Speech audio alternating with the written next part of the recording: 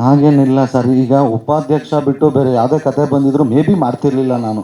ಏಕೆಂದರೆ ಹಿಂಗೆ ಬರ್ತಿರ್ಲಿಲ್ಲ, ಸ್ಟೈಲಾಗಿ ಬಂದು ಹಾಯ್ ಬಾಯ್ ಅಲ್ಲೇ ಹೋಗ್ಬಿಡ್ತಿದ್ದೆ. ಏನಂದರೆ ಇದು ಅಧ್ಯಕ್ಷದಲ್ಲಿ ಅಧ್ಯಕ್ಷ ಸೂಪರ್ ಹಿಟ್ಟು. ಅಧ್ಯಕ್ಷ ಅಂದ ತಕ್ಷಣ ಶರಣ್ ಸರ್ನ ನೆನ್ಪು ಮಾಡ್ಕೋತಾರೆ. ನೆಕ್ಸ್ಟು ಉಪಾಧ್ಯಕ್ಷನೂ ನೆನೆಸ್ಕೊತಾರೆ. ಈಗಲೂ ಜನರ ಮನಸ್ಸಲ್ಲಿ ಉಪಾಧ್ಯಕ್ಷ ಅಂದರೆ ಚಿಕ್ಕಣ್ಣ ಅಂತಿದೆ. ಸೊ ಅಧ್ಯಕ್ಷ ಪಾರ್ಟ್ 2, ಉಪಾಧ್ಯಕ್ಷ ಟೈಟ್ಲು.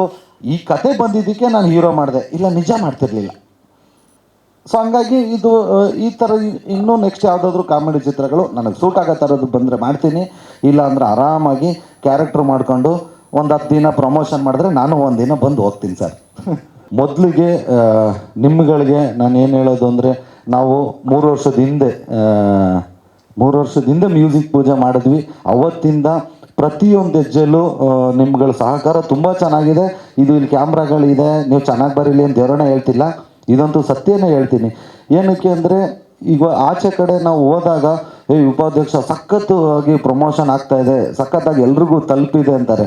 ನಾವು ಎಲ್ಲೋ ಒಂದು ಕಡೆ ನಿಂತ್ಕೊಂಡು ನಾನು ಅಳ್ತೀನೋ ನಗ್ತೀನೋ ಕಾಲಕ್ಕೆ ಬೀಳ್ತೀನೋ ಅದು ಮುಂದೆ ಇರೋ ಒಂದು 50 ಜನಕ್ಕೆ ಮಾತ್ರ ಗೊತ್ತಾಗುತ್ತೆ.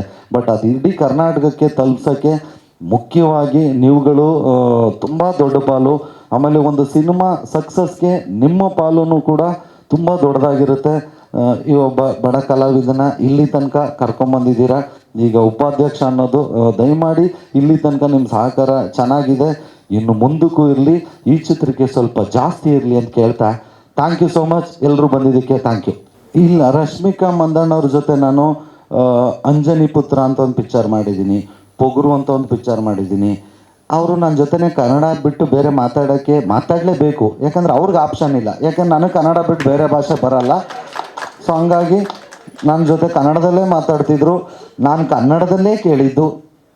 ಅದ್ರಲ್ಲಿ ಮಧ್ಯೆ ಏನು ಮಾಡೋಕ್ಕಾಗಲ್ಲ, ಒಂದು ಇಂಗ್ಲೀಷ್ ಮಿಕ್ಸ್ ಆಗ್ತವೆ. ಮೇಡಮ್ ಉಪಾಧ್ಯಕ್ಷ ಅಂತ ಪಿಕ್ಚರು, ಹಿಂಗೊಂದು ಹೀರೋ ಮಾಡಿದ್ದೀನಿ, ಒಂದು ಬೈಟ್ಸ್ ಬೇಕು ನಿಮ್ಮದು, ಬಂದು ತೊಗೊತೀನಿ ಅಂದೆ. ದಯವಿಟ್ಟು ಬರಬೇಡ್ರಿ, ಯಾಕೆ ರಿಸ್ಕ್ ತೊಗೊತೀರಾ, ನಾನೇ ಕಳಿಸ್ತೀನಿ ಅಂತ ಕಳಿಸಿದ್ರು.